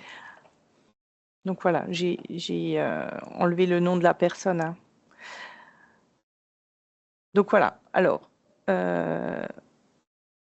chaque apprenti, puisque là on est sur un public apprenti, a un nombre d'heures par an obligatoire à suivre pour valider son examen. Donc là, en l'occurrence, pour sa première année, il doit faire 400 heures de formation. Il y a de la pratique, la techno, gestion appliquée, etc. Là, la référente a ajouté 10 heures de français. Hein, on peut le voir en bas, en auto-formation accompagnée, 10 heures, afin que la jeune fille puisse travailler dans un atelier des compétences qui sont, on va dire, un peu moins acquises, hein, parce que profil 2, ce n'est pas dramatique non plus. Hein. Donc, elle a mis 10 heures. Pourquoi? Parce qu'elle va la revoir au mois de février, et entre le mois de novembre où elle est rentrée en formation et le mois de février, elle va faire 2 semaines de CFA.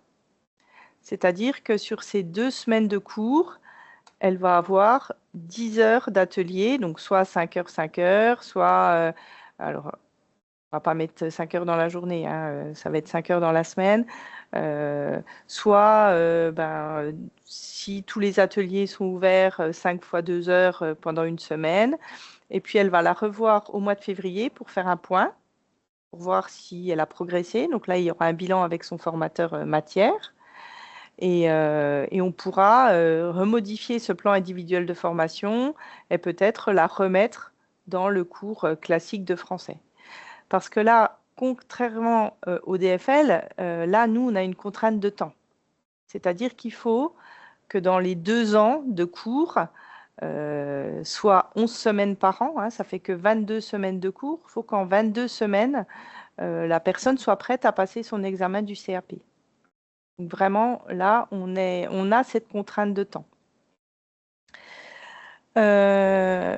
Donc ces 10 heures, elle va les faire soit en atelier APP, soit avec son formateur, soit avec un animateur formateur du centre de ressources. Là, ça va dépendre des disponibilités et puis aussi, ça va dépendre du volume d'apprenants dans les groupes. C'est-à-dire qu'en vente, par exemple, on peut avoir des classes de 24 apprentis. Donc là, je ne vous cache pas que pour individualiser, c'est un peu plus compliqué que quand on a 5 apprenants. Donc là, on peut peut-être retourner sur le PowerPoint. Je vais vous repartager le PowerPoint.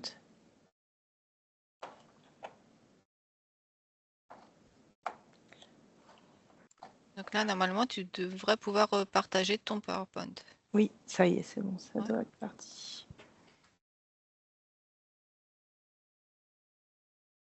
C'est bon pour vous? Oui, très bien. Super. Donc voilà, les apprenants détectés en situation d'illettrisme sont alors pris en charge par leur formateur socle, soit par un formateur CDR, et qui va les suivre par rapport à la fiche parcours. Puisque après tous ces tests, il va y avoir des mini-évals affinés par les formateurs matière, et de là va découdre une fiche parcours. Donc sur cette fiche parcours, on va avoir le détail de la formation. On a mis en place 5 demi-journées de séances atelier APP. Donc, parce que justement, sur les APP, on a des formateurs experts, comme sur le Sésame, formés par Renfort. Il y a eu d'autres formations aussi à côté. Et ces formateurs APP qui ont été formés ont de même formé leurs collègues qui étaient plus spécifiquement formateurs apprentissage. Donc sur ces 5 demi-journées d'atelier APP, on peut recevoir les apprenants, notamment les apprentis, en difficulté en illettrisme, mais aussi en FLEUN, parce qu'on a beaucoup de mineurs non accompagnés sur le CFA.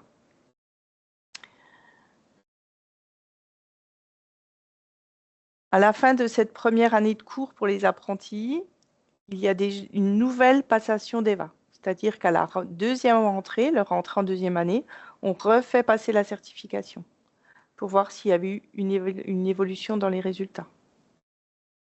Là, on est sur le module positionnement. Oui, positionnement. On refait un positionnement. Le même qu'ils ont passé en première année.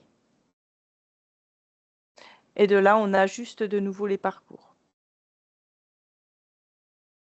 Alors ça, c'est un luxe, je dirais presque chez nous, parce qu'on est un APP.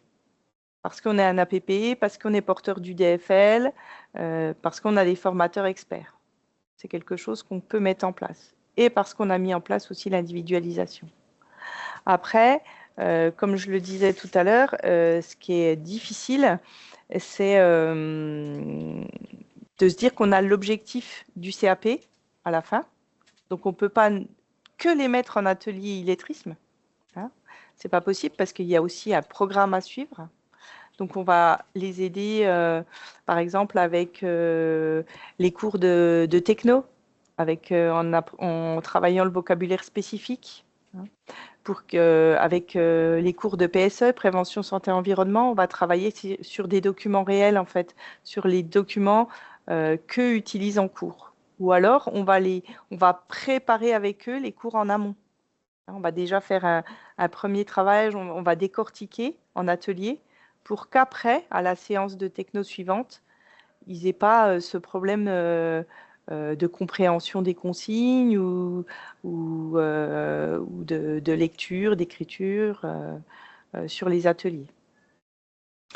On n'a pas trop, nous, pour l'instant, constaté de soucis en numératie, hein, bien qu'a priori ça ait un peu augmenté. Nous, c'est vraiment plutôt la littératie qui est concernée. Ce que je peux dire aussi, c'est que on a donc les objectifs à atteindre, qui sont le CAP, et on a aussi la problématique de la mise en place d'un calendrier spécifique. C'est-à-dire qu'on doit vraiment aussi individualiser les parcours de chaque personne. C'est-à-dire qu'il va falloir faire un emploi du temps spécifique pour chaque apprenant. Donc là, nous qui étions habitués à travailler en groupe métier, mon travail aussi, c'est de replacer ces jeunes qui sont repérés dans des groupes spécifiques. Donc, il y a aussi une surcharge administrative. Okay. Voilà ce que je peux dire à peu près. Merci beaucoup, Stéphanie. Alors justement, par rapport à ces amplitudes horaires par rapport en matière, Monsieur Massa nous pose la question, c'est les 10 heures donc, que tu as montré à travers le PIF, les 10 heures de français ont été prises donc sur la pratique. Est-ce que c'est pénalisant pour l'acquisition de la pratique? Et comment rattraper le déficit par la suite? Non, parce que, par exemple, là, c'est une jeune fille qui est en vente. Donc, le choix a été fait de prendre les 10 heures sur la pratique parce que elle va avoir beaucoup de choses à écrire. Hein. Même si c'est de la pratique en vente, elle aura beaucoup de prises de notes. Et du coup, on s'est dit qu'on allait sur des ateliers réception clientèle ou des choses qu'elle pourra facilement rattraper après. Hein. On va la réinclure après peut-être sur un module de première année si elle a eu des difficultés. On va réussir à... Ah, une petite coupure. On n'a pas compris, il y a eu une petite coupure apparemment. Stéphanie? Oh, on l'a perdu. Mardi et vendredi en savoir socle. Ouais, il y a eu des micro-coupures et donc on n'a pas entendu ce que tu as dit. D'accord. Sur l'apprentissage, nous sommes organisés par journée complète sur le socle. C'est-à-dire que lundi journée, mardi journée et vendredi journée, on a des savoirs socles au sein de l'IFAC qui sont toutes centrées autour du centre de ressources. C'est-à-dire qu'on a, même de façon spatiale, regroupé les socles autour du centre de ressources. Ce qui fait que chaque apprenant, selon ses besoins, même en apprentissage, peut aller plus en français, plus en maths, plus en PSE, plus en anglais, enfin voilà, selon les résultats de sa première évaluation. Donc ceci, ça nous permet en fait, de niveler les besoins en cours. Et c'est vrai que quand on enlève 10 heures, alors là, en l'occurrence, c'était sur la matière professionnelle, mais si on enlève 10 heures en maths pour les mettre en français, c'est qu'on a convenu qu'il y avait moins de besoins dans une matière que dans l'autre. Et c'est pour ça qu'on a aussi des référents de parcours, parce qu'on vérifie à peu près tous les 2 mois que on est toujours dans la même proportion. Mais c'est vrai que ça a demandé d'autres aménagements. Oui. Mettre en place des référents de parcours, mettre en place ce centre de ressources, avoir quelqu'un qui s'occupe que de la planification de ces jeunes. C'est vrai que voilà, c'est une gymnastique. Et je pense que même ça va encore même plus loin. Je pense qu'en termes d'organisation des équipes, enfin d'organisation du centre de formation par rapport à son fonctionnement, quoi. C'est vraiment repenser son organisation en fonction de. Tout à fait.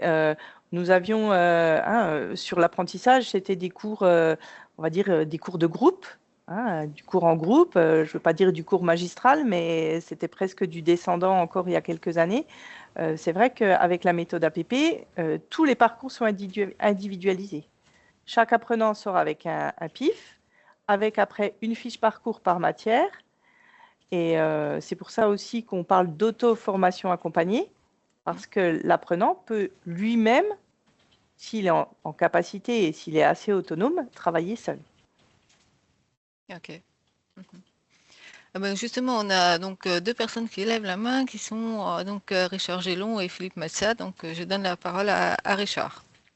Peut-être arrêter ton partage d'écran. Ouais. Merci. Vous avez mis un parcours très particulier pour cet apprenti dans votre centre de formation, mais au niveau de l'employeur, parce qu'il passe quand même beaucoup de temps chez l'employeur, est-ce qu'il y a une relation particulière? Est-ce qu'il il suit? Est-ce que de son côté, il est informé des difficultés? Comment se passe la relation avec l'employeur? Oui, alors l'employeur, en fait, il a accès. Nous, on travaille avec la plateforme NetIpareo. Les employeurs ont un accès sur NetIpareo, donc ils ont un accès sur le cahier de texte de l'apprenant, sur son emploi du temps. En fait, tout est ouvert aussi à l'employeur. J'ai envie de dire que tout est transparent. Et puis, ça peut être aussi, c'est déjà arrivé, un employeur qui nous demande, est-ce qu'on pourrait, avec cette personne, plus travailler le rendu monnaie? Il y a encore des caisses à l'ancienne, j'ai envie de dire, où il y a un rendu monnaie. Donc, ça peut être, et ça fait partie de la numératie. Oui, parce que de son côté, l'employeur va identifier aussi les difficultés. Donc, je pense que le travail est mené aussi avec l'employeur.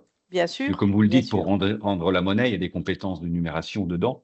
Bien sûr. Donc, vous travaillez en partenariat en coopération totale. Bien sûr, puisqu'on est les deux, l'organisme de formation et l'employeur, on est formateur de l'apprenti. Il est aussi en formation chez lui. Oui, parce que là, il faut éviter le décrochage au niveau de sa... C'est-à-dire quand il est chez l'employeur, il faut éviter que là, il décroche, il soit trop de difficultés chez l'employeur. Bien sûr. Très bien, merci. Je vous en prie. Philippe, à vous. Oui, c'était à peu près la même question. En fait, alors j'ai bien compris qu'il y avait de transparence avec l'employeur, ça c'est une bonne chose. Je voulais savoir quand même si au-delà de cette transparence, le maître d'apprentissage était impliqué dans le processus, est-ce qu'il était associé donc à la progression que vous mettiez en place donc dans ce processus de remédiation? Oui, alors il y a toujours une invitation, on a un conseil parents, formateurs, où on invite fortement les employeurs à venir aussi à la rencontre des formateurs, des jeunes. Alors voilà, il y en a qui sont plus impliqués que d'autres, mais oui, il y a cette relation. De toute façon, ils ont vraiment accès au cahier texte et nous, les formateurs, à chaque fin de séance, remplissent ce cahier de texte avec ce qui a été vu. Donc, vous n'avez pas de phénomène de rigidité quand il y a besoin, par exemple, d'aller de passer des heures donc en centre pour justement travailler sur ces acquis non, parce de que c'est base? non, parce que c'est pas sur leurs heures comment, c'est vraiment sur la semaine CFA, hein. C'est pas Ok, sur la semaine avec l'employeur. Non, non. On d'accord. n'enlève pas du tout d'heures en entreprise. Très bien. C'est nous, pendant notre semaine CFA, qui nous organisons pour que le jeune suive un cours aménagé, en quelque sorte. C'est très clair, merci. Je vous en prie. Et je pense que c'est plus intensif au départ, vous démarrez Au démarrage. directement par des semaines en centre. Alors nous, on a une alternance, c'est 1 semaine chez nous, 3 semaines en entreprise. Mais la première semaine se fait en centre. Il ne va pas chez Oui, tout à l'employeur fait. avant. Ah ben, Ouais, tout à fait, c'est ça évident. dépend. hein. Ça dépend. Ouais. Après, il y a des jeunes qui peuvent signer un contrat d'apprentissage Oui, tout à au mois de fait. juin. Donc, ils vont être juillet, août, septembre, ils vont arriver chez nous seulement. Ils auront peut-être déjà fait 2 mois en entreprise. Hein, donc, C'est plus compliqué. hein. on va dire que ça dépend des métiers. On voit bien hein, avec notre public en situation d'illettrisme, il y a des personnes qui ont 40, 50 ans, qui sont toujours passées à travers les mailles du filet. Je veux dire, un boulanger, même s'il ne sait pas très bien lire, pas très bien écrire, ça peut être transparent en entreprise. Oui, effectivement, ça dépend du métier. Voilà, ça dépend du métier. Enfin, je donne l'exemple de la boulangerie, mais voilà, il y a des choses qui peuvent passer un petit peu à côté. En effet, s'il ne sait pas faire une conversion ou pour un cuisinier, faire une recette pour 10 personnes alors qu'il a la recette initiale pour 4, là, on va détecter des choses en entreprise. Mais s'il se débrouille dans la lecture, hein, on a bien vu, il y a plusieurs degrés en illettrisme. Donc, on peut être illettré et avoir des difficultés de lecture-écriture. Hein. Et savoir quand même déchiffrer une recette, voilà, un plan. Ok.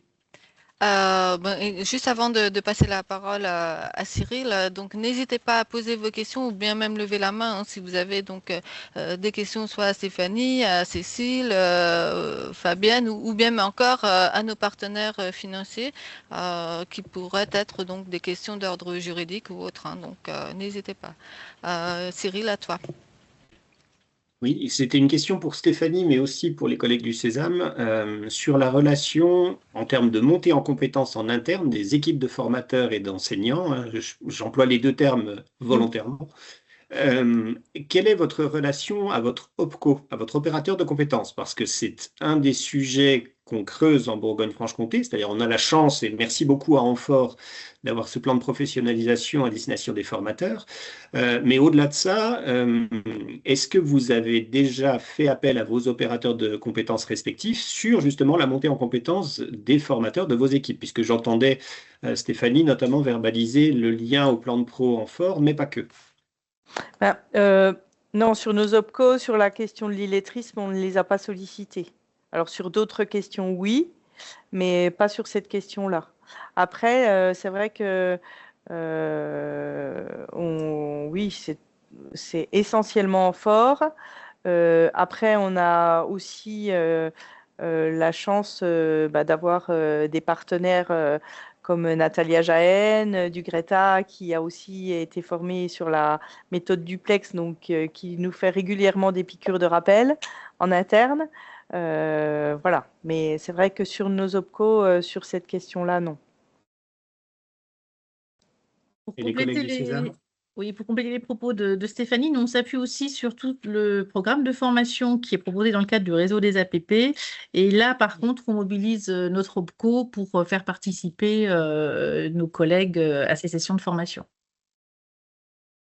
Merci beaucoup pour ces réponses. Je posais cette question-là parce que on a commencé avec pas mal d'opérateurs de compétences à travailler justement en direction des CFA et la question de au-delà de l'outillage, hein, la prise en main de l'outil EVA en particulier, mais pas que, vient tout de suite la question de la montée en compétence ou la remontée en compétence, justement sur l'andragogie, sur des sujets comme ceci.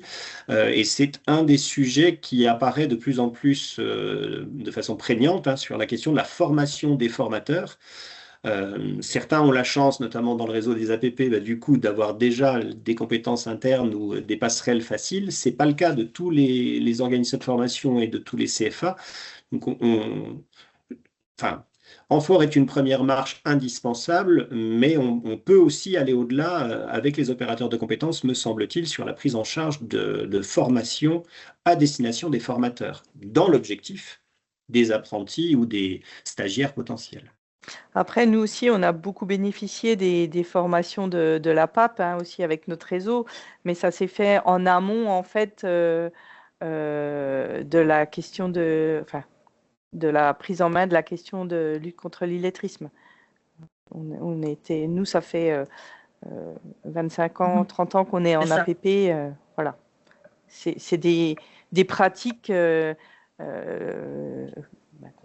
qu'on utilise depuis très longtemps. Oui, c'est vrai, je te rejoins Stéphanie, on a notre noyau dur de formateurs, mais effectivement aujourd'hui, à chaque fois qu'on a un nouveau salarié qui rejoint l'équipe APP, on lui propose les formations du réseau. Sur la posture du formateur, sur l'individualisation qui est vraiment importante, en tout cas à nos yeux.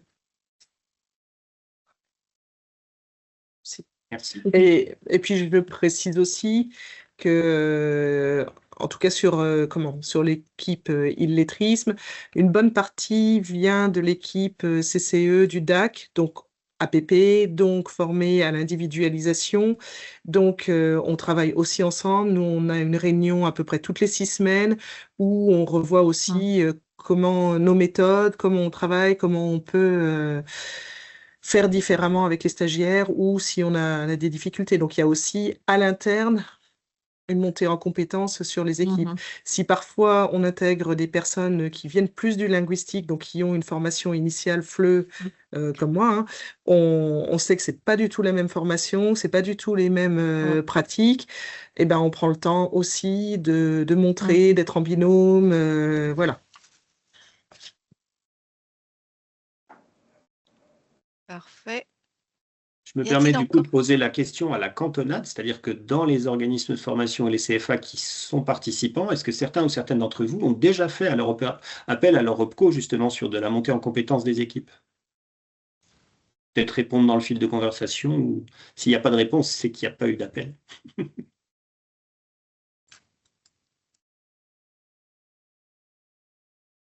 Alors, y a-t-il d'autres questions? Oui, allez-y Philippe. Moi, j'ai une question. Je voulais savoir, je m'adresse à Sésame et à l'IFAC, si elles avaient déjà été sollicitées par des chefs d'entreprise qui auraient repéré des situations d'illettrisme en leur sein et souhaitaient donc avoir leur expertise, voire leur intervention. Oui, c'est le cas.